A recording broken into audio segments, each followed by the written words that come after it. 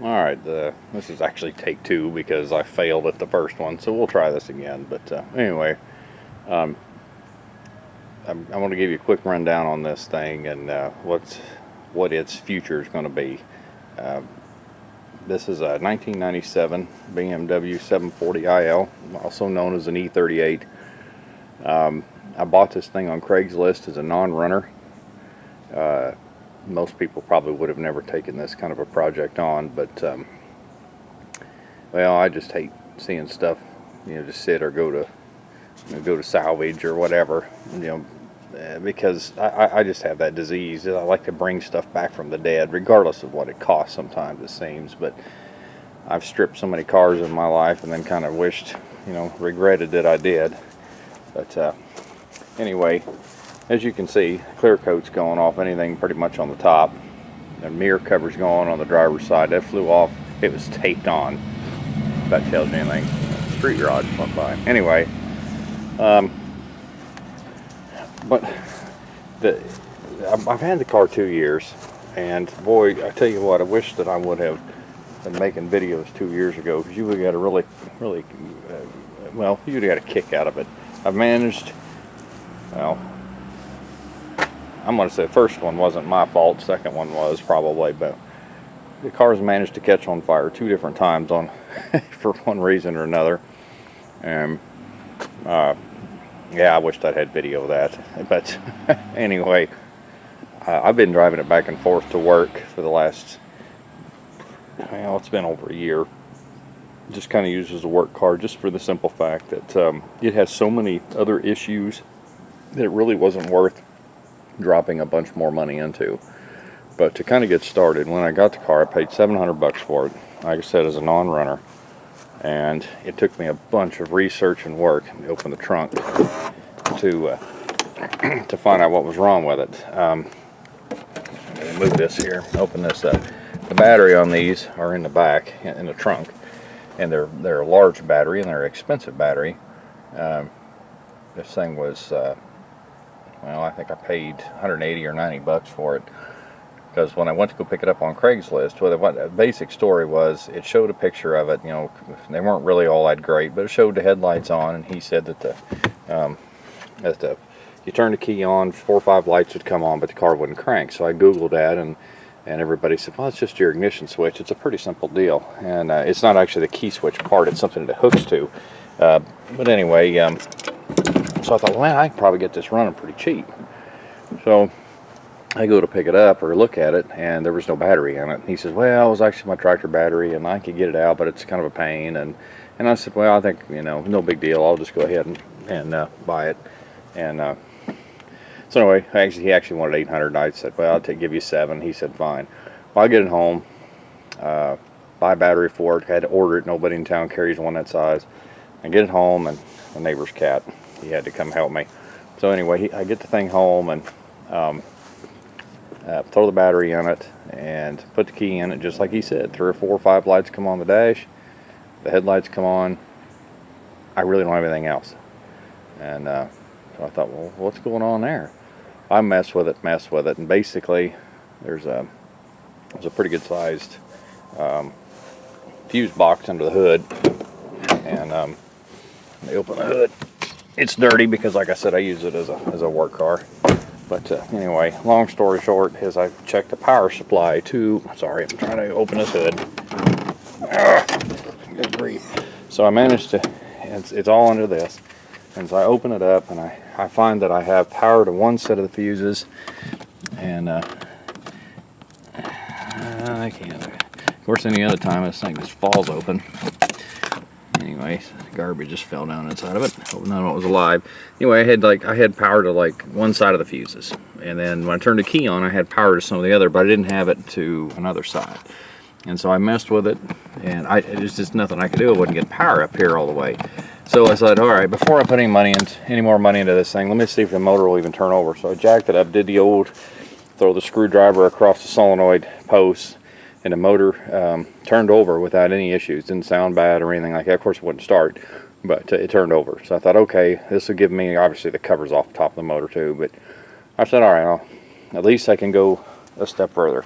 So I tried Googling it, to find out why this thing wouldn't do its thing, and everybody kept saying the same thing. It said ignition switch. It's like, I just don't believe that's what it is. So I asked around, and one of the guys who works on cars, who was not interested in working on this one because he said, I'm not interested in messing with something that's that far gone. He said, well, it sounds like it's not getting power all the way up. He says there must be something interrupting the power, which of course, I've already figured that. But so like I said, I googled a bunch of stuff, and I found 2 small videos. One, I think they were both on 5 series, and because they used basically the same wiring setup, and it said that there's a power distribution block underneath the passenger seat. And one guy had an issue. They were both from water getting in a car, but the one was the guy had a stereo put in. They pulled them vapor barriers out of the doors when they stuck the speakers in and didn't put them back on. Well, you have to have those vapor barriers on these cars, and it allowed water to run down. And he's from Australia, so it actually was on the driver's seat, even though over here it's the passengers. But either way, he found he had problems. It was intermittent on his. But anyway, so I thought, well, okay, let me go check that. So I open a hood, or excuse me, open a hood, try to figure out which one of those fuses has the power seat, because I didn't have any power seats, and found out what pin it was, ran power to it. The seat moved, but not very well. I said, what is wrong with this thing? And it was rusted. Let me show you. The seat track and stuff had rust on there, and it's like, so I get looking here. Of course, this car had some stuff in it, and it's hard to see. Well, no, it really isn't. See that water line? You can see that it had at least a couple of inches of water. These carpets are very, very thick in these cars. As a matter of fact, nobody remakes these carpets. It's probably got 2-3 inches of padding underneath these things, and because of that, it held the water. And although it didn't really rust the floor out, there is a small hole underneath there, but it's not big enough to hurt anything. The rest of it was pretty solid still. However, with the water that got in, it's made the interior stink. Now, I called the guy, and he said he thought the passenger window was cracked down, and he got it from an uncle who had 2 of these. He'd taken it into a shop in Oklahoma, and they were working on it, and supposedly had them running within the last year. I don't believe that for a second, but anyway, because the gas smelled so bad, there's no way that car ran within the last 7 years, 5. I mean, it was terrible. Stinks inside, had black mold everywhere. I cleaned it and cleaned it. Didn't really help. Well, anyway, I managed to get the seat to move and pull out, and then when I did, this is what I found. That is a power distribution block that sends power everywhere else, and those are actually, you can see those are actual straps, fusible links, and you can see where the wires used to be. It actually ate all the wiring off. There's some in the bottom section. It may be a little hard to see. It's a little dark out here, but yeah, that's why it wasn't working. So anyway, I found a power distribution block from an E39, which is a 5 series, and put it in, and then it would crank, but it wouldn't start. So I go looking around to figure out what's wrong. Found the fuel pump bad, so I bought a fuel pump and put in, which is easy to get to. They're underneath the back seat, and so I replaced it, and it then fired up. But by doing that, I found out the cats had been stolen while they were down at the garage in Oklahoma, and so it was pretty loud. It ran for about I don't know, 2 minutes, 3 minutes maybe tops, and I see smoke start going by. I had all the windows and doors open, and what is that? And I said a motor smoke. I thought it was motor smoke, and it's like, it smells electric. I'll get out, and the alternator's on fire. So as you can see, the new $220 alternator was put on. If you can see it, you think, well, it's got to be easy to get to. No, it wasn't. It was a booger. It has to come out from the bottom. And anyway, so I replaced it. Well, then when I went to start it, it wouldn't start again. So I get checking. That fire burned up the fuel pump. So I put a extra ground wire. I don't know if you can see that. It's right here. It actually hooks to the top mounting bolt. You really can't. Didn't matter. And I ran it up here to where you jump start it, just to make sure everything was extra grounded, because when you jump them, there's actually supposed to be a cover over that. So that's your positive and that's your negative. That way you can jump start these from under the hood without getting in the trunk. Well, anyway, so had to replace the fuel pump again, and then it started, ran like crap, and died. and found out it because it's an OBD2 since the '97. And I read it with my code reader and found that the cam sensor had burned up, so I put a new cam sensor in it. Now it's running. So I take it down. I had a couple of low restricted cats that came off a friend of mine's Lightning, and had them put on. Well, then I could hear, once it was quiet, I could hear that the clutch fan was stuck on. So I went to go replace the clutch fan, and these water pump pulleys are composite, and it fell into 1,000 pieces trying to hold it, because there's nobody around here that's got tools to hold anything, so not for a BMW anyway. So I got a billet one. So now the car is running. I drive it back and forth to work a few times and come to find the valve cover gaskets and upper timing cover gaskets were leaking, which is typical on these. So I thought, well, I'll go out and buy all that stuff and do it. So while I was down there at AutoZone ordering some stuff, had to get some of it off eBay. I went ahead and ordered spark plugs because they're underneath the coil packs, underneath all these plastic pieces and stuff. So I was on my way home from ordering that stuff, and I was out on a stretch of road, nobody around. I jumped on it, ran up to about 100, and I started smelling antifreeze. Well, I pulled off the side, and it had sheared this neck right off of that radiator. So now it's down. So I said, well, I'm going to do this one time only. So I put a new radiator, top and bottom radiator hose, belt, water pump, thermostat, and of course did all the stuff I told you on top. Okay, got it all done. This thing starts and runs. I take it on a little drive. I get the thing 50 miles, that water pump starts leaking. So I pull it back apart, put a water pump in it. Again, second water pump. And I thought, well, that's, maybe that fixed it. Well, then I drive it up to a town north of here, shut it off, get back in it, and I smell electrical burning.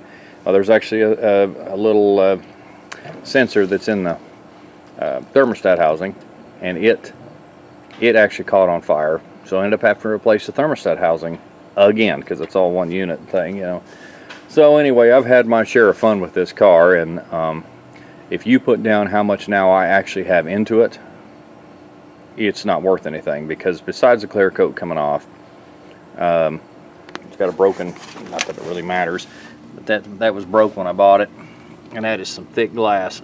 And then I had to glue the grills back in because the hood wouldn't open when I got the car, or when they were working on it. They tore it all up. They had the cowl tore off. That's why it's got big silver screws sticking through it. And they lost all the screws and everything. The front end is going bad. It's got that 50-mile-an-hour death wobble to it. Yes, I rotated the tires, and it didn't make any difference. It's definitely going bad. It makes some noise. And then there's the back trailing arm. It's no good. It's got a bushing bad in it too. And like I said, the interior stinks, and this door panel's garbage. A lot of them do this if we sit outside. And then I finally did find the actual leak. Of course, that's falling apart too. And it was a sunroof. So I put a new seal in it, because after I put everything together, I started having electrical issues again. And come to find out, it was a seal. It's typical on those. And I don't have the key. I left it in the house. But the gauges all work. But most of the pixels are burned out of everything. Not only the dash display, but everything else. The radio does not work. Somebody took the 6-stack CD player out of it.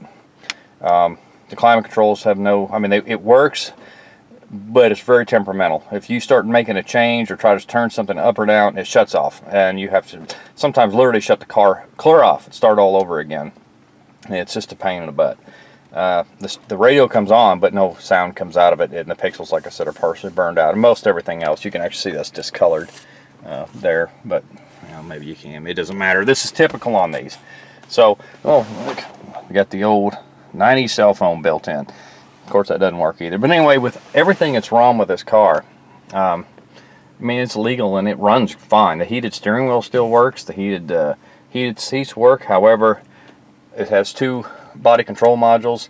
One got wet that last little bit. That caused the seat to, the seats don't work, the power tilt don't work, the memory in the seats don't work, and that's because of that body control module getting wet.